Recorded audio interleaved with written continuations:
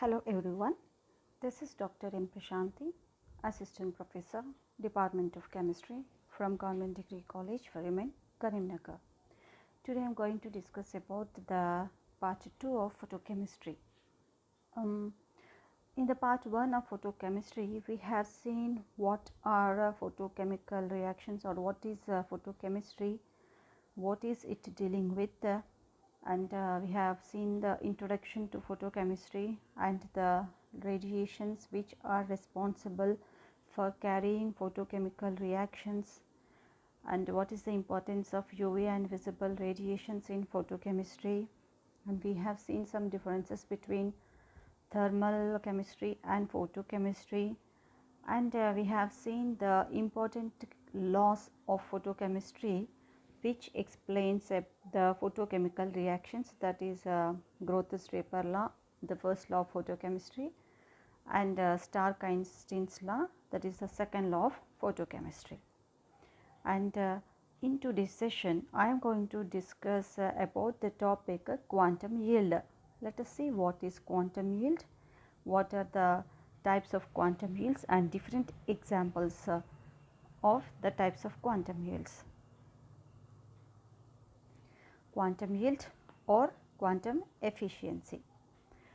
It is defined as the ratio of number of molecules reacting in given time to the number of quanta absorbed in the same time.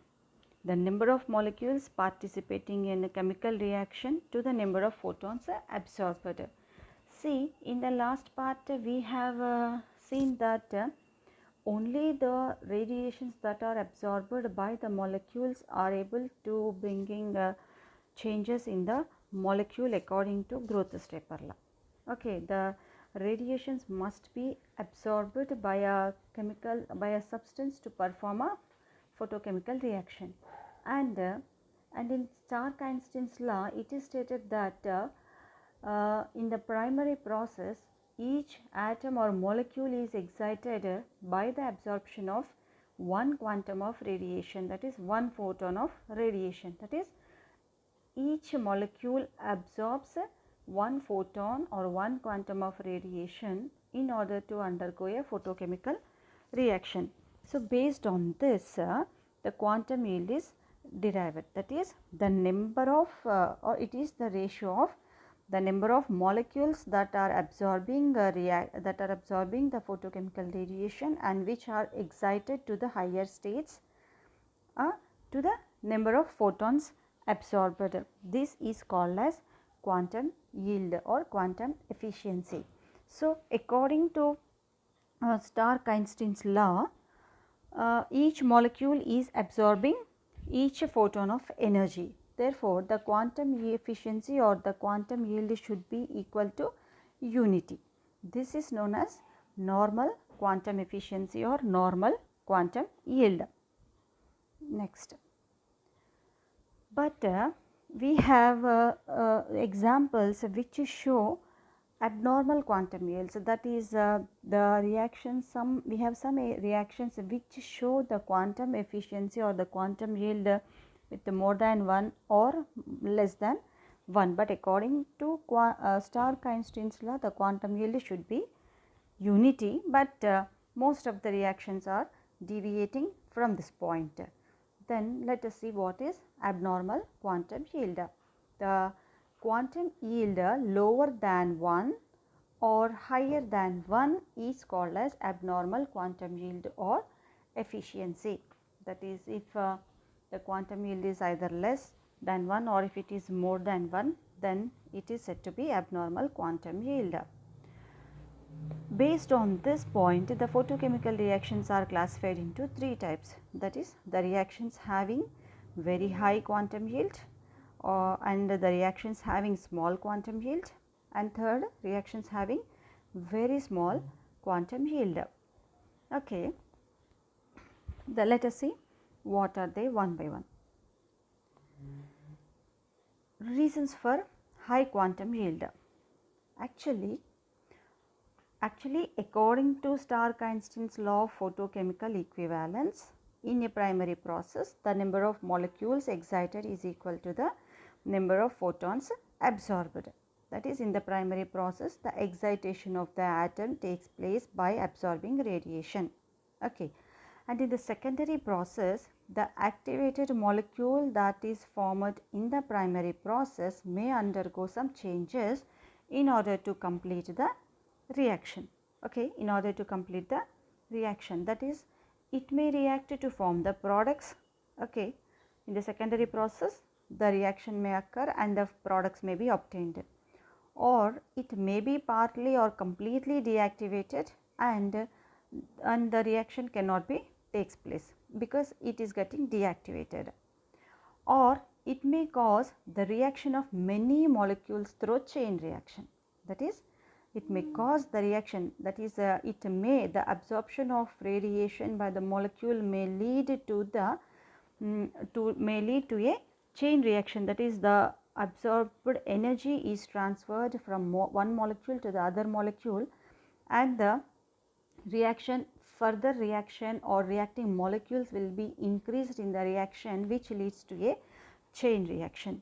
So, if this happens, that gives rise to the reactions with the high quantum yield.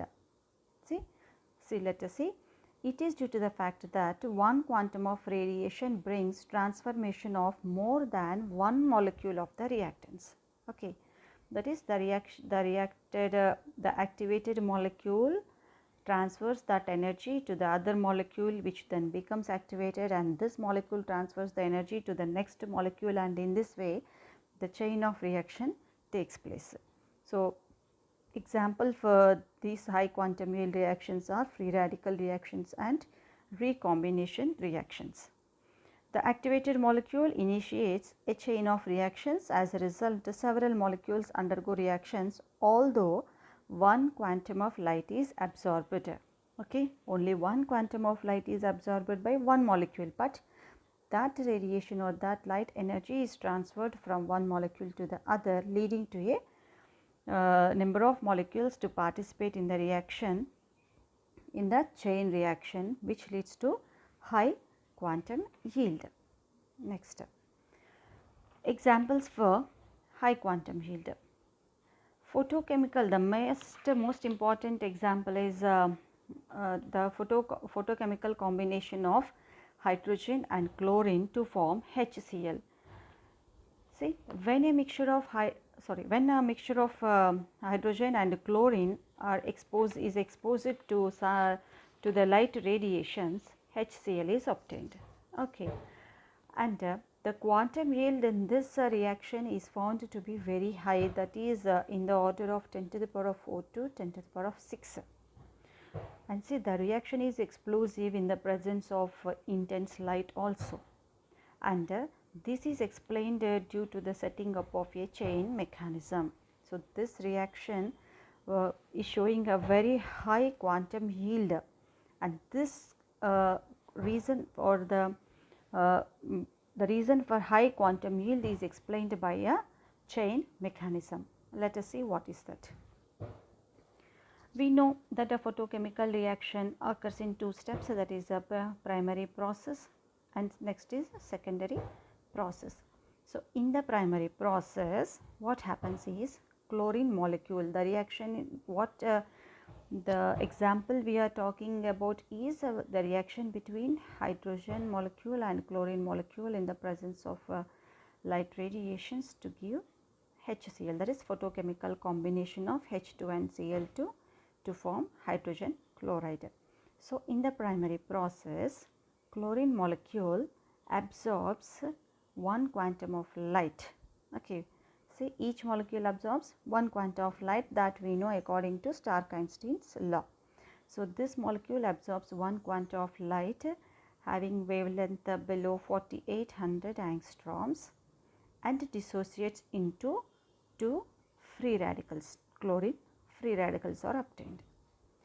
Two chlorine free radicals are obtained. This is the primary process in which absorption of light takes place and gets excitation. And in the secondary process, of this photochemical combination, what happens is the chlorine free radical formed in the primary process it reacts with the hydrogen molecule. Okay, hydrogen molecule and gives rise to HCl, and H radical is liberated and H radical is obtained. Then this H radical again reacts with the chlorine molecule and forms again HCl and chlorine radical. Okay, again this chlorine radical reacts with hydrogen and gives HCl, and these two steps are repeated. That is, this first step is called as chain initiation step, and these two steps are called as chain propagation steps. In this way, the chain is increased, or the reaction is increased by this chlorine radical again reacts with H2 molecule and gives HCl and hydrogen radical. Again hydrogen radical combines with chlorine molecule and gives HCl and chlorine radical, and these two steps are repeated until all the molecules are participated in the reaction. And finally, when two free radicals combine, the reaction will be stopped. That is, if two chlorine free radicals are combined, instead of this chlorine combining with hydrogen molecule, if it combines with another chlorine free radical, again chlorine molecule is obtained, leading to the termination, and this step is called as chain termination step. So, chlorine atom formed in the equation 2 reacts with the fresh molecule of hydrogen, forming HCl and H, and these two processes are repeated. These reactions repeat again and again until H2 and Cl2 molecules have reacted to form HCl. These reactions are chain propagation steps, and the reactions can be terminated by the combination of chlorine free radicals to form chlorine molecule. And in this, the reaction 1 is highly exothermic, that is this reaction, the reaction 1 in the secondary process. This reaction is highly exothermic and hence takes place instantaneously. So, because of this reason, the quantum yield of this reaction is found to be very high. Because of this exothermic reaction, the quantum yield is found to be high in case of this example. And such reactions in which a chain of reactions are set up so that a number of molecules, some millions of molecules react for one quantum of light that is absorbed, are called as chain reactions. Okay. So, in this we have seen that only one chlorine molecule have absorbed one quantum of light below the wavelength 4800 angstroms, but with this one photon of light, one quantum of light, so many molecules have participated in the reaction, leading to a chain reaction. Okay, these reactions are called as chain reactions, that is, in which a chain of reactions takes place by absorbing only one quantum of light. Okay, that is why the quantum yield of this reaction is very, very high. That is found to be 10 to the power of 4 to 10 to the power of 6. And the chain reactions can be broken by adding any impurities, or by colliding with the walls of the container, or by adding any foreign material, or the foreign material or any impurity that is added in order to stop such a chain reactions are called as inhibitors. Okay. So, if we want to stop the reaction, if any other foreign material, for example oxygen or any inert gas material is added, that will stop the chain reaction, that will terminate the reaction, and such substances are called as inhibitors. Okay. Next,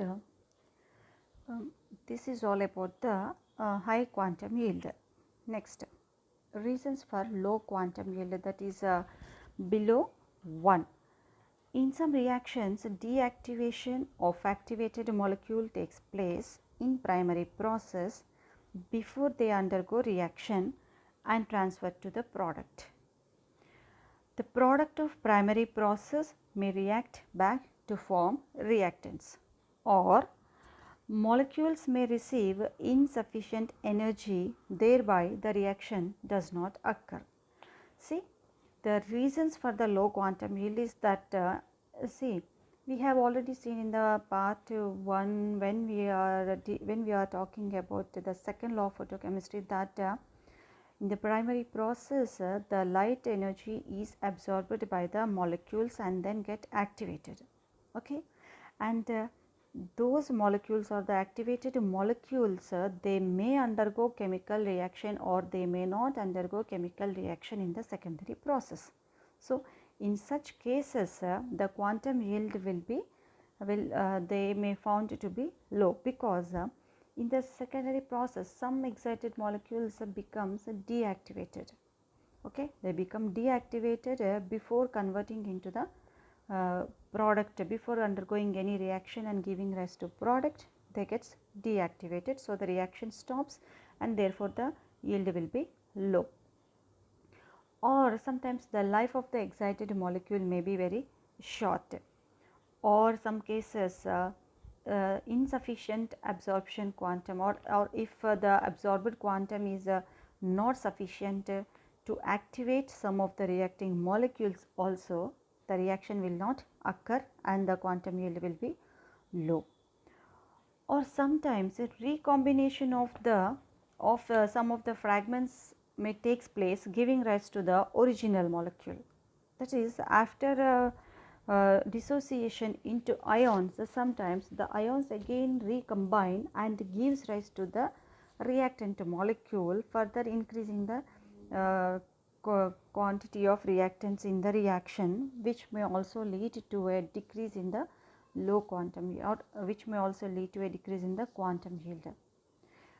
Or sometimes the presence of oxygen also decreases the quantum yield, or increase of the pressure on the reaction mixture also increases the quantum yield, or introduction of some impurities also decreases the quantum yield. In all these cases the quantum yield will be found to be very low. Let us see some examples. Examples for low quantum yield. Photochemical combination of H2 and Br2 to form HBr. We have seen in for example for higher quantum yield, that is we have seen the example of photochemical combination of H2 and Cl2 there. Okay, H2 and Cl2 giving rise to HCl, and here example for low quantum yield is photochemical combination of hydrogen and bromine molecules to form hydrogen bromide, and the quantum yield of this reaction is found to be very low, that is 0.01 to 0.02. Okay, the reaction is H2 plus Br2 in the presence of light, or when after absorbing light undergoes reaction and gives rise to HBr. Let us see the mechanism. Okay, H2 plus Br2 in the presence of light is giving rise to two molecules of HBr. So, when a mixture of hydrogen and bromine are exposed to radiations of wavelength between 4500 to 5500 angstroms, when the mixture is exposed to radiations having wavelength 4500 to 5500 angstroms, this reaction takes place giving rise to HBr, and the quantum yield is found to be very less, that is 0.01 to 0.02. And what happens in the primary process and secondary process, let us see. And we know that in the primary process the excitation of the molecule takes place, that is the excitation of the bromine molecule occurs, that is it absorbs light radiations and gives rise to bromine free radicals, as same as we have seen in the example for higher quantum yield. There also the chlorine molecule absorbs energy, radiations, and converts to chlorine free radicals, but at a wavelength 4800. Here the wavelength will be between 4500 to 5500, and mostly these this reaction mostly requires 5100 angstroms. Okay. So, in the primary process, bromine molecule absorbs radiations and converts to bromine free radicals. And in the secondary process,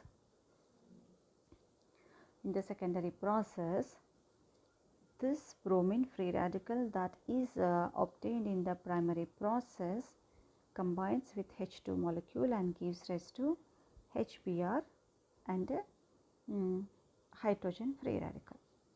And this hydrogen free radical again combines with the bromine molecule and gives HBr and bromine free radical. Again, the hydrogen free radical combines with the HBr and gives rise to H2 plus bromine. See, all these reactions, the bromine atom formed in the primary process combines with H2 molecule to form HBr and H atom. The H atom formed in the second reaction gives fresh molecule of bromine to form HBr and bromine atom. And the bromine atom so formed, the bromine atom so formed may further react as in the equation 1. Okay, and thus the equation 1 and 2 are repeated, and they are repeated again and again, and again a chain reaction is formed. Okay, again the chain reaction is formed, and as this is a chain reaction, the quantum yield should be high, but the quantum yield is found to be very low, because here the reaction 1 is endothermic reaction. Okay, the reaction 1 is endothermic reaction, but in the photochemical combination of hydrogen and chlorine, we have seen that the first reaction of secondary process is exothermic reaction there. Okay, there the reaction is exothermic, which is releasing energy to the reaction, and by using that energy the chain reaction is continued. But here this is endothermic reaction, due to which it requires high energy for activation and takes place at very slowly at ordinary temperatures. So, the reactions 2 and 3 depend upon the hydrogen atoms formed in the reaction 1. They depend on the hydrogen atoms formed in the reaction 1, and therefore they are very slow. And the reaction, when if you the reaction 4 is this is the fourth reaction. This reaction is the reverse to the first reaction, that is the reverse of the primary process, that is a recombination of bromine atoms to form bromine molecule. The here in the primary process, bromine molecule is giving rise to bromine atoms, but in this secondary process all these reactions are occurring, in which in the first step hydrogen atom is obtained. This reacts with bromine molecule and gives bromine atom. Again the bromine atom reacts with hydrogen molecule and gives rise to again hydrogen atom, and these reactions will be repeated again and again. Okay, but according to this the chain reaction, the quantum yield should be high, but it is low because the first reaction is endothermic reaction, and this reaction is terminated as we have seen in the previous example. The reaction is terminated by the combination of the two atoms giving rise to bromine molecule, and this is the reverse of the primary process, that is the recombination of bromine atoms to form bromine molecule. And in this case the quantum yield of the reaction can be increased by increasing the temperature of the reaction, because the temperature of the reaction provides required energy for the activation. As it is endothermic, it is requiring energy to continue the reaction or to the activation of the molecules. Therefore, the reaction is taking place very slowly, but if temperature is increased, it supplies the energy of activation, and therefore this reaction can be, the quantum yield of this reaction can be increased. Okay, this is the example for low quantum yield. Next,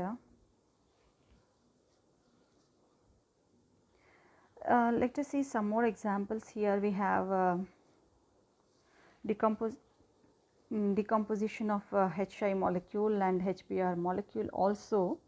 These are examples for low quantum yield.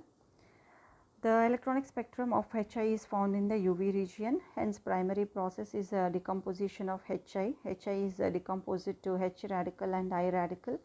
Here the quantum yield is found to be 2, and the H radical reacts with H radical reacts with Hi molecule and gives rise to H2 molecule and iodine radical, and the reaction is terminated when two radicals combine and gives rise to iodine molecule, and the overall reaction is found to be two Hi molecules by the absorption of radiations getting decomposed to H2 and I2.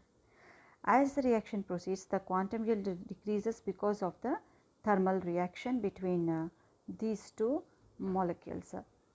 Next, decomposition of HBr.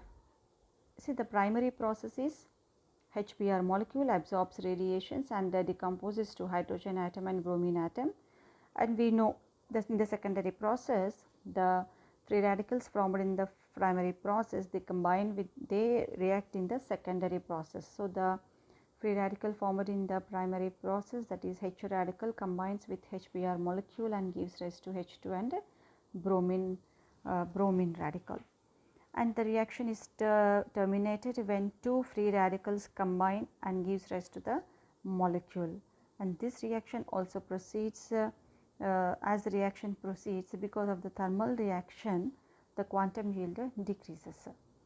This is in this the quantum yield is found to be 0.01 to 0.02. Next here we can also see one more example, that is a decomposition of ammonia.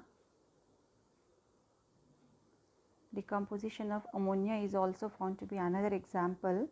This takes place in the presence of radiations 2100 angstroms. Here the quantum yield is found to be 0.2. Here also the quantum yield is very low, because in this case the products of primary process they recombine to form again ammonia, and therefore here the quantum yield is found to be very low because of the recombination of the products to gives rise to again reactant molecules, so that the reactant molecules again increase in the mixture, and therefore the decomposition becomes difficult. Next, reactions having small quantum yield. We have also till now we have seen some reactions, that is photochemical combination of H2 and Cl2 for giving rise to HCl. In this reaction we have seen very high quantum yield.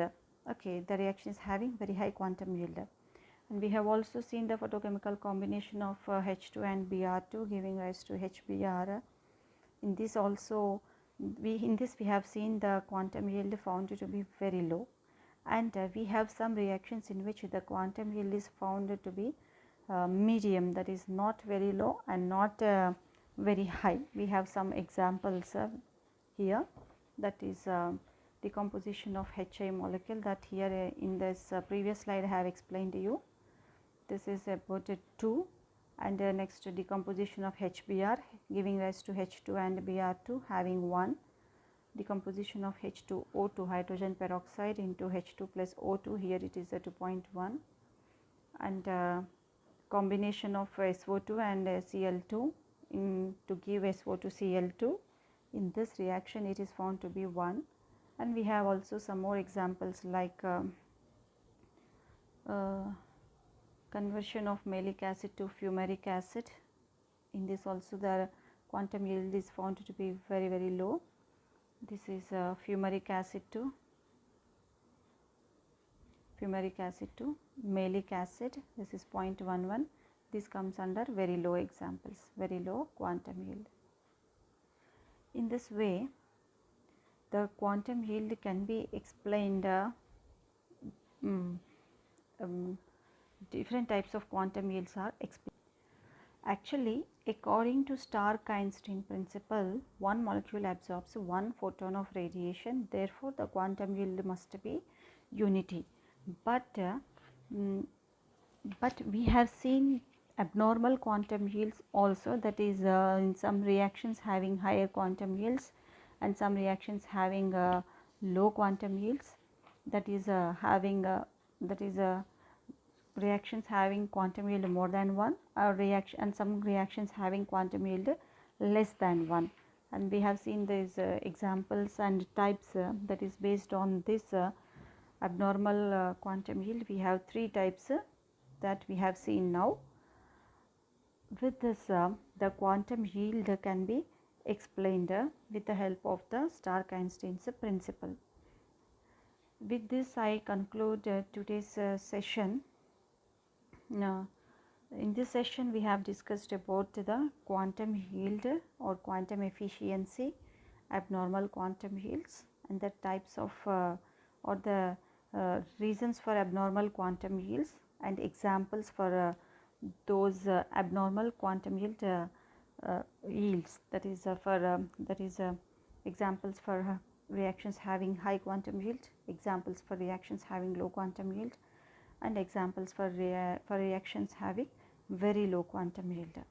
With this I concluded today's session, and in the next session, in the part 3 of photochemistry, we will discuss about the photoprocesses. With